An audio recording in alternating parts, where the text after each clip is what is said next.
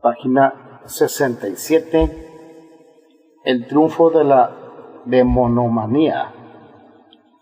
La gran caza europea de brujas solo se desencadenó a partir de 1580, en particular en el Sacro Imperio. Desde la aparición en escena de Lutero en 1519 hasta esa fecha, solamente se observaron persecuciones aisladas y algunos pequeños pánicos judiciales, sin una medida común con el fenómeno ulterior. El enigma así planteado merece un análisis que aquí no es posible desarrollar con detalle.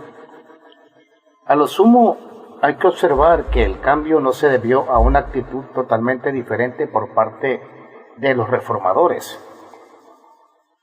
Al comienzo de los años 1540, Lutero y Calvino aprobaron el recurso de la pena capital contra las brujas. Durante la misma década, la Dinamarca luterana conoció medio centenar de ejecuciones, y el antiguo arzobispado de Osnabrück, convertido a la Reforma, promovió algunas persecuciones. Otras habían tenido lugar en el mismo momento en el estado católico de Vorarlberg, en Austria, y algunas en Tessin. A partir de la década de 1560, varias regiones de Suiza se vieron comprometidas a su vez, ya fueran católicas o reformadas. El caso de Vorarlberg y de Tessin hacen pensar que el fuego continuaba ardiendo bajo las cenizas en los Alpes, cuna del fenómeno. Pero la mayoría de las breves temporadas de persecución provenía de los nuevos poderes establecidos sobre territorios a ese entonces poco afectados o totalmente a salvo. En otras palabras, los protestantes no ahorraron esfuerzos en la caza de brujas. Desde el comienzo de su implantación, se adueñaron del mito satánico, persiguiendo con rigor a los supuestos adeptos del demonio. Lutero creía firmemente en el diablo, y más tarde se verá que una poderosa cultura diabólica protestante se difundía ampliamente en Alemania a fines del siglo XVI. Por otra parte, en Ginebra se quemaron brujas hasta mediados del siglo siguiente, y la Escocia presbiteriana fue un gran reducto de persecuciones en la materia. La hipótesis que viene a la mente para explicar la disminución muy neta de las persecuciones en las regiones católicas hasta entonces más involucradas se relaciona con el estado de estupor de las autoridades bajo el impacto de la Reforma y con la reorientación de todos sus esfuerzos para contener esta nueva amenaza considerada primordial. Las regiones alpina y renana, que componían el corredor de circulación principal de la demonología en el siglo XV, se habían convertido precisamente en zonas de intensa confrontación confesional, sobre todo en torno a los territorios suizos y en el noroeste y sudoeste de Alemania, así como en las ciudades de los Países Bajos ganadas por las ideas nuevas. Las preocupaciones demonológicas habían pasado a un segundo plano ante la oleada protestante que intentaba contener la severa legislación imperial de Carlos V. Cuando los reformados lograron establecer bases políticas sólidas, incluso en Dinamarca, decidieron intensificar la vigilancia moral de las poblaciones y no dudaron en utilizar el concepto de la brujería de origen católico para destruir a la secta demoníaca. La primera caza de brujas de gran magnitud en el sudoeste de Alemania tuvo lugar en 1562 en la ciudad protestante pero muy disputada de Weissenstein, donde fueron ejecutados 63 acusados. Hay que esperar hasta el año 1575 para encontrar otros ejemplos que superan la cifra de 20 ejecutados en un solo lugar de este mismo espacio, integrado por 350 jurisdicciones diferentes, muy codiciadas por las dos confesiones rivales.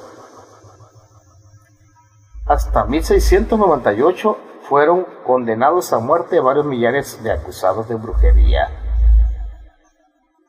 Contrariamente a las ideas de los historiadores protestantes alemanes del siglo XIX, que destacaban el efecto liberador de la Reforma, la caza de brujas fue tan intensa en los sectores protestantes como en los sectores católicos entre 1560 y 1600, pero en los primeros el ardor de los jueces pronto se debilitó, mientras que en los segundos la represión se tornó aún más encarnizada. En consecuencia, el concepto de brujería se adaptó rápidamente a la nueva situación creada por la ruptura de la unidad religiosa, adormecido en el conjunto del mundo católico hasta la década de 1560. El fenómeno resurgió de manera esporádica en ciertos núcleos protestantes a partir de la década de 1540.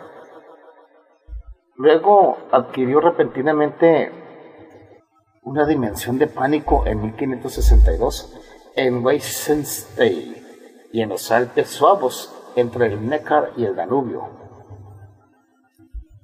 Tomó posesión del conjunto germánico del sudoeste y de diversas regiones suizas en el centro mismo de su espacio renano-alpino predilecto, para extenderse luego como una mancha de aceite hacia otras zonas. Sin embargo, es falso suponer que el conjunto de Europa se vio igualmente afectado.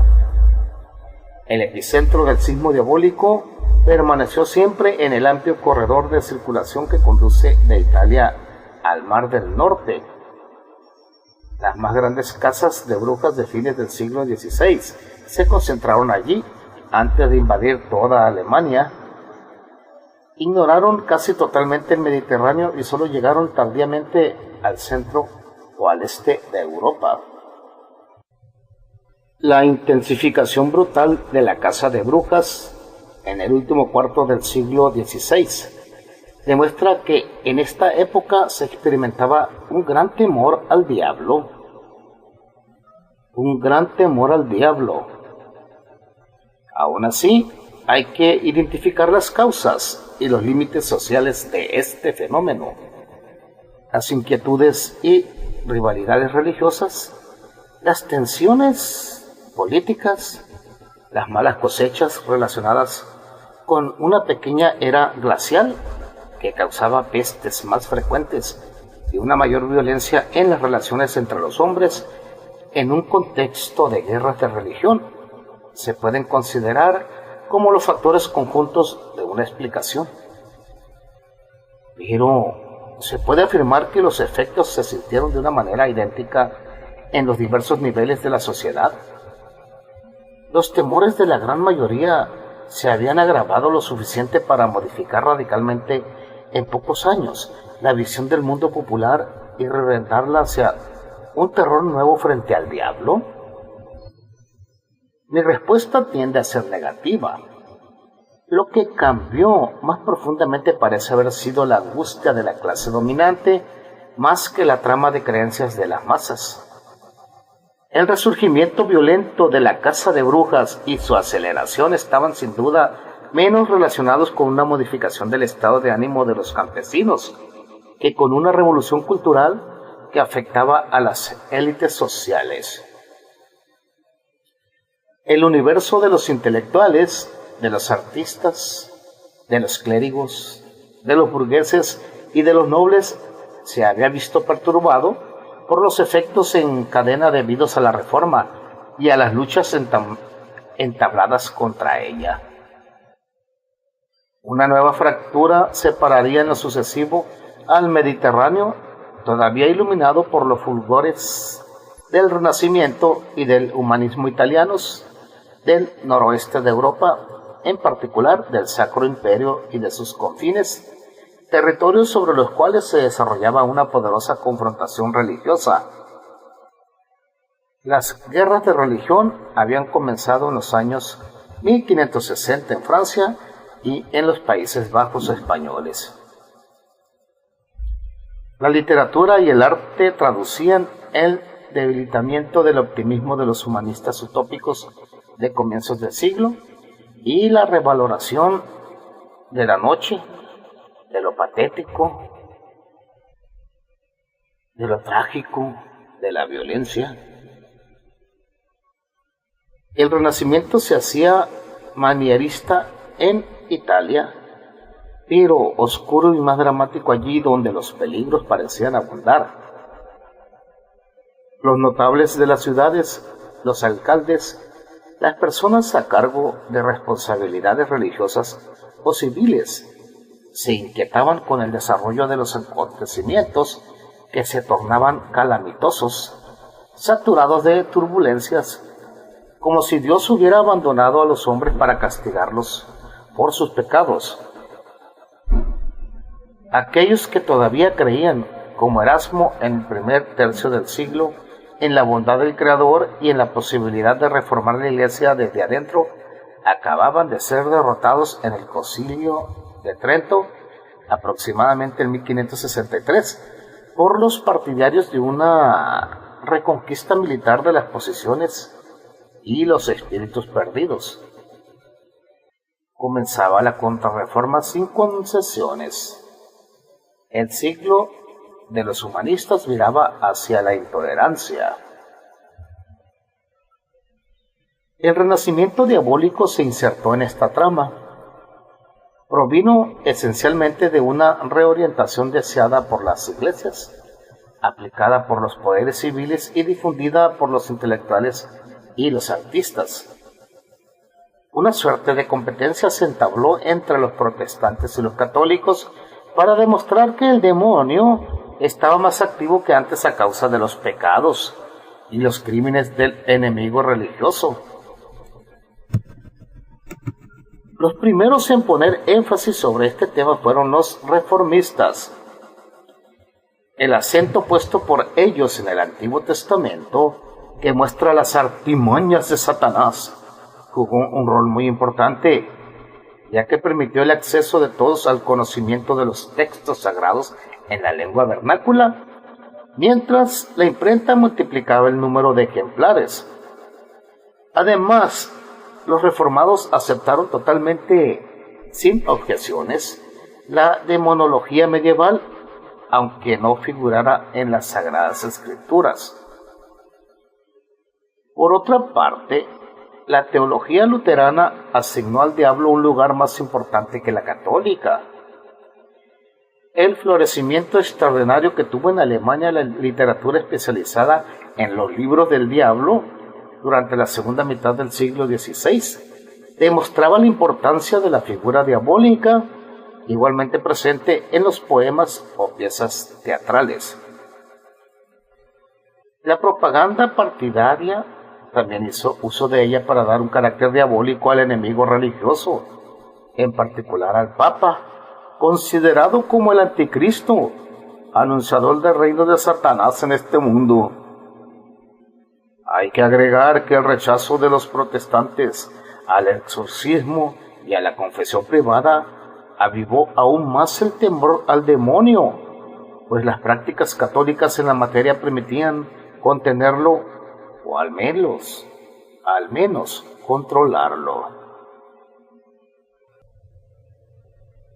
En cuanto al catolicismo, había dos factores que contribuían a hacer más temible la figura del diablo. En primer lugar, la competencia intensa con los protestantes condujo a la reafirmación de lo que ellos rechazaban, mostrando las evidencias de sus errores. Los exorcismos públicos practicados durante el último tercio del siglo XVI expulsaban de los cuerpos poseídos a demonios eruditos, defensores de las doctrinas reformadas. Por otra parte, la Reforma Católica surgida del Concilio de Trento ponía el acento, entre otras cosas, sobre una variante más personal, más comprometida del cristianismo encarnada por Ignacio de Loyola y los jesuitas. Esta exigía de los superiores que tomaran conciencia de su propia responsabilidad y que se interrogaran con precisión para vencer todo signo de debilidad de la fe. Mientras que la cristiandad medieval reservaba esta vía estrecha a los santos y a los atletas de Dios, el catolicismo tridentino la extendía a todos los sacerdotes, así como a los miembros más activos de la sociedad civil.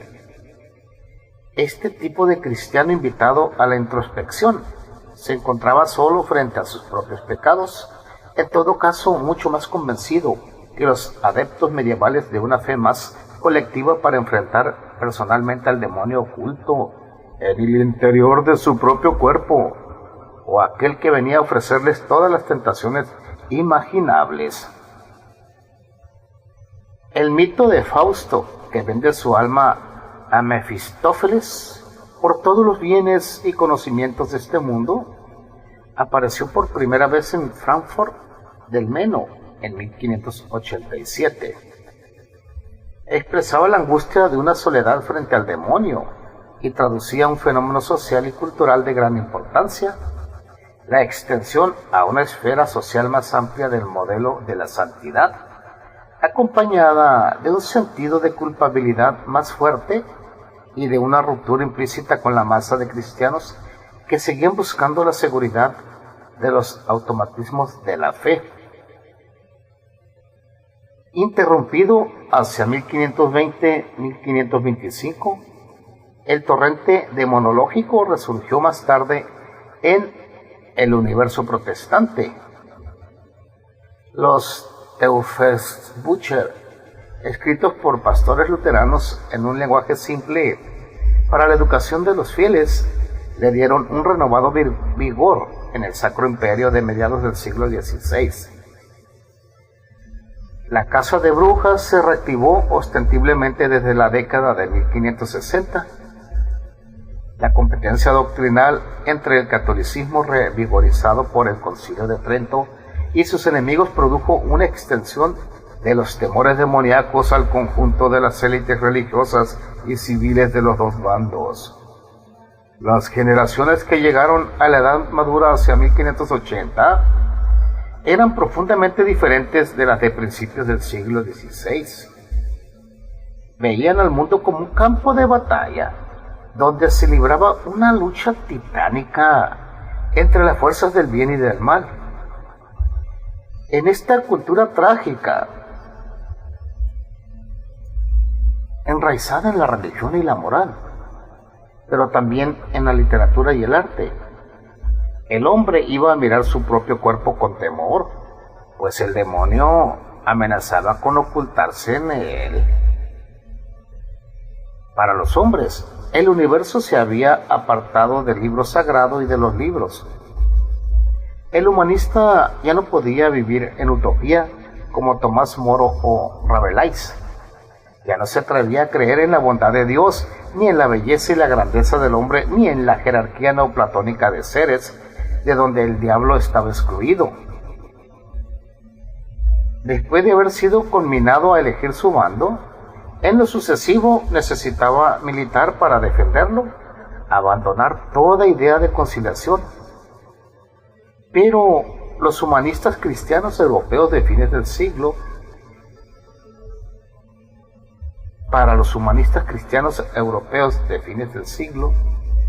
el infierno parecía haber descendido sobre la tierra. Dios se tornaba terrible y vengador.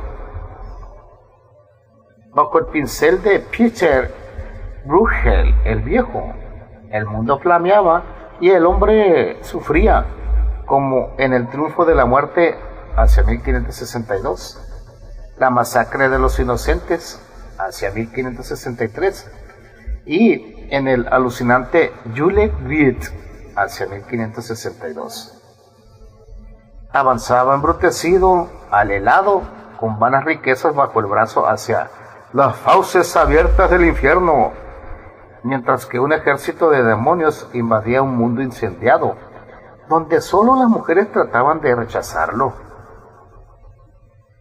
Más conocido por sus diversiones en compañía de campesinos, el artista estaba entonces en contacto directo con la corte de Bruselas, bajo la protección del poderoso cardenal Granville. Su estilo había cambiado radicalmente hacia 1561, traduciendo una angustia nueva y mucho pesimismo. Los Países Bajos se preparaban a vivir acontecimientos terribles iniciados en agosto de 1566 por una insurrección protestante de gran magnitud, cuando bandas de iconoclastas destrozaron las estatuas de las iglesias, inaugurando la época de la rebelión contra el rey. Los demonios de Bruegel estaban directamente inspirados en las figuras diabólicas de El Bosco, muerto en 1516. Además, se ha podido comprobar que este último conocía la tradición demonológica.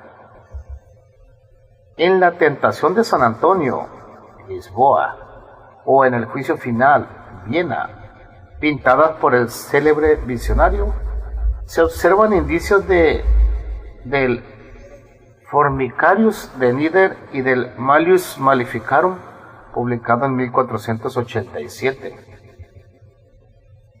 La importancia de estas obras, o la de Bruegel, fue la de poner en imágenes los conceptos complejos y dar a la idea demoníaca una fuerte dimensión humana. Al transferir de esta manera el mal a la esencia de la naturaleza humana, estos pintores contribuyeron, como otros artistas o pensadores, a hacer más concreto al diablo, más presente y más temible. Sin embargo, no hay que olvidar que estas obras de ningún modo se dirigían a las poblaciones ordinarias, sino a las élites de las ciudades y de las cortes, ofreciéndoles espejos donde reconocerse, directamente o por contraste con la tosquedad o escatología de los campesinos, quienes jamás eran los compradores de las telas en cuestión. Aun cuando las formas tradujeran su genio individual, la imaginación de estos maestros coincidía con las preocupaciones colectivas de sus clientes. El acento puesto sobre lo diabólico definía un universo cultural erudito construido sobre la base del mundo del poder contemporáneo y prolongado en los estratos urbanos superiores. El propio Felipe II de España poseía y amaba los cuadros de Hieronymus Bosch, lo cual significa que su sensibilidad religiosa típica de la Contrarreforma coincidía con lo que esas obras representaban.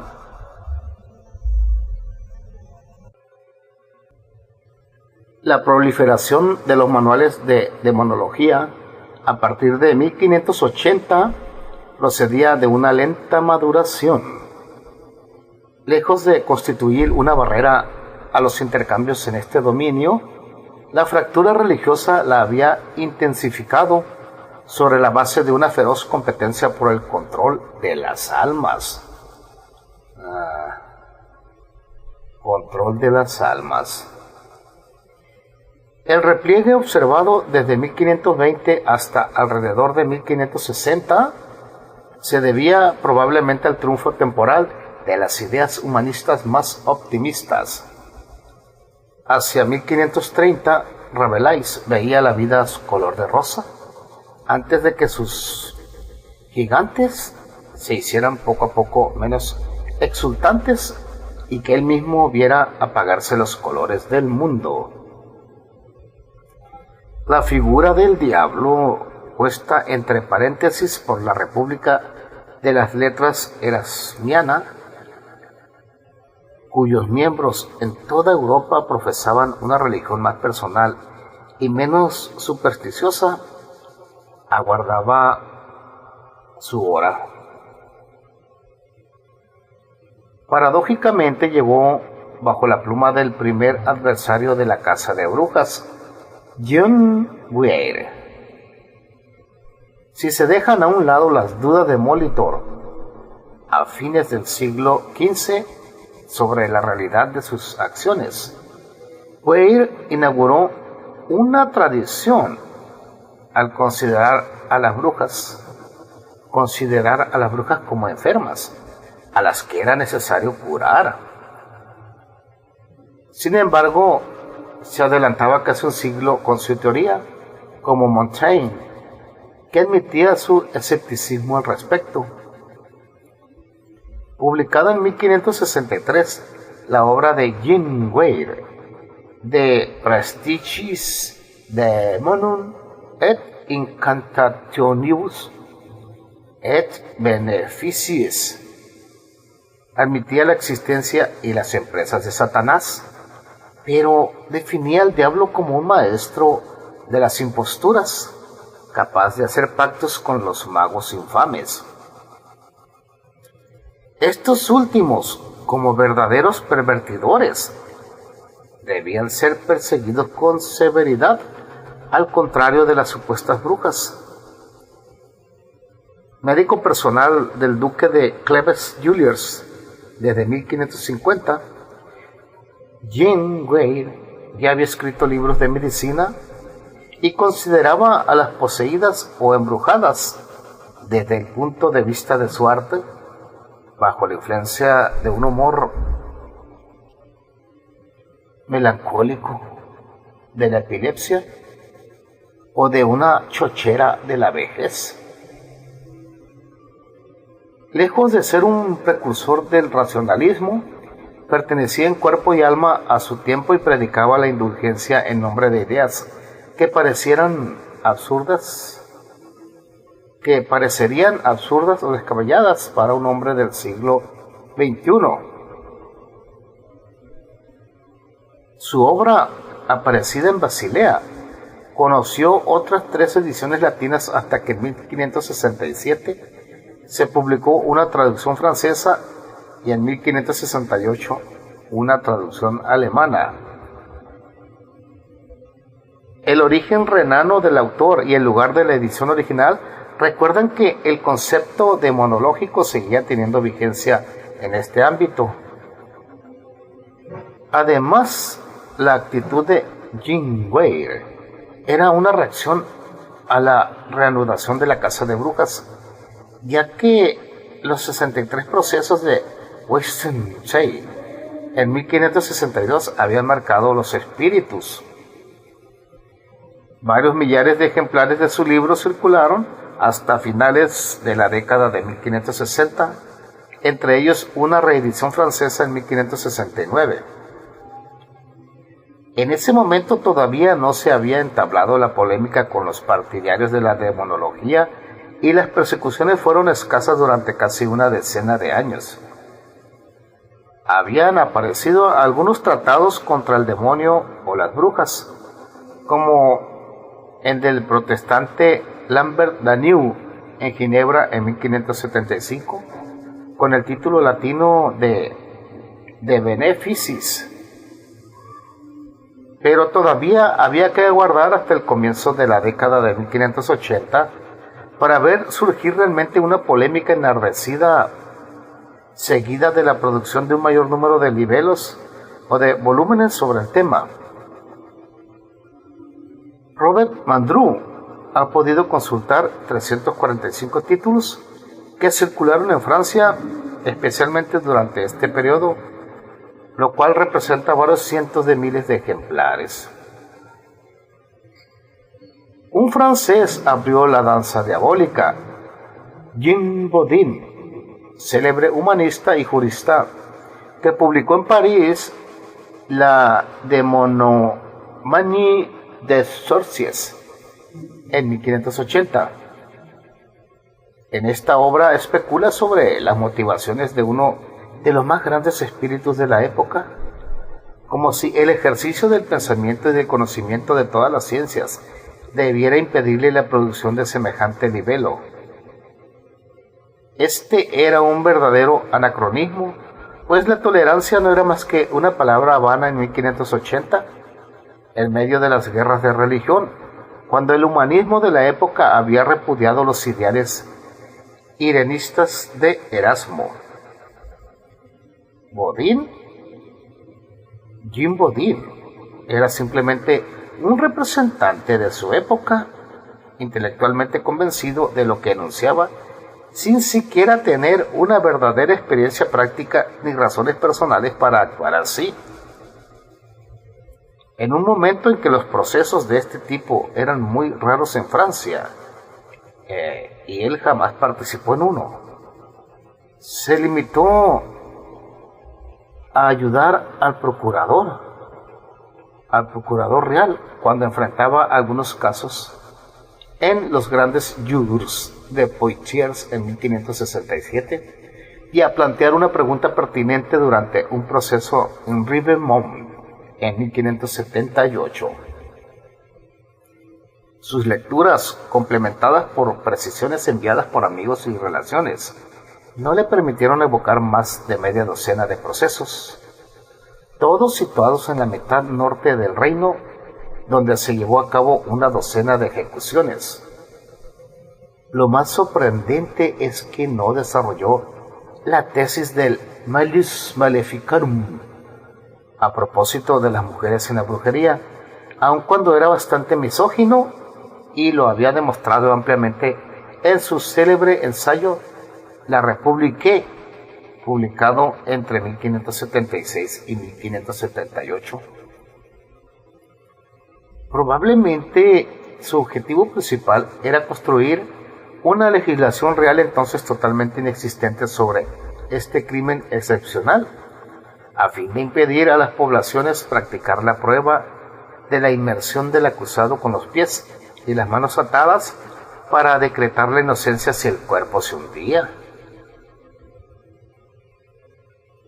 Actitud calificada por el de la parodia diabólica de la justicia, pues esta debe permanecer sagrada. La obra comprometía directamente a Jean Weir y a todos aquellos que escribían libros para intentar salvar a las brujas por todos los medios, de tal modo que parece que Satanás los ha inspirado. Además, pertenecía mucho más al ámbito de la polémica intelectual que al de la realidad judicial. Bodin logró el fin buscado, pero pues obtuvo cierta gloria, si se juzga por las 10 ediciones francesas que se sucedieron desde 1580 hasta 1600, y por las traducciones, de las cuales se editaron una en latín en Basilea y otra en italiano en Venecia en los años 1581 y 1589 respectivamente. Bodin planteaba argumentos médicos contra Jean Weir, que demostraban sus errores y sostenían la realidad de la copulación de la bruja con los demonios, evocando sus confesiones, hasta decir que ellas encontraban su semen frío. Semen frío. A partir de 1580 se multiplicaron los tratados importantes contra las brujas. Teólogos y jueces rivalizaban en su erudición para afirmar la necesidad del exterminio de la secta demoníaca. Uno de los primeros que estuvo presente en las numerosas ejecuciones en esta parte de Alemania fue Peter Binsfeld, que editó su obra en Treveris en 1589. Entre los magistrados muy activos e igualmente tentados por el demonio de la escritura sobre el tema figuran Henry Boquet, Pierre de Lancret y Nicolas Remy, respectivamente en el Franco Condado, en el País Vasco francés y en Lorena. El jesuita Martín del Río, teólogo y juez, publicó en 1599 su Disquisitionum Magicarum Libris Sex, que fue uno de los más leídos y sirvió principalmente de referencia a los magistrados de los Países Bajos españoles comprometidos en una represión severa de la brujería, después de la publicación en 1592 de una ordenanza de Felipe II que promovía la represión. El final del siglo XVI dio así la impresión de un desenfreno satánico sin precedentes, pues las hogueras de brujería ardían en casi toda Europa. Sin embargo, los historiadores saben que estas hogueras se concentraban particularmente en los márgenes de la gran zona de circulación que conducía de Italia septentrional hacia el Mar del Norte, con un desarrollo sin precedentes en la parte oeste del Sacro Imperio y algunas explosiones fulgurantes en Suiza, en los Países Bajos españoles, en Francia, arrastrada hasta la década de 1620 a una represión muy feroz, y en Escocia. Los cargos que se imputaban a los acusados componían en lo sucesivo una teoría muy articulada, basada en el aquelarre demoníaco, con un acento cada vez mayor en las mujeres y la sexualidad contra natura que se les imputaba muy particularmente. Página 76.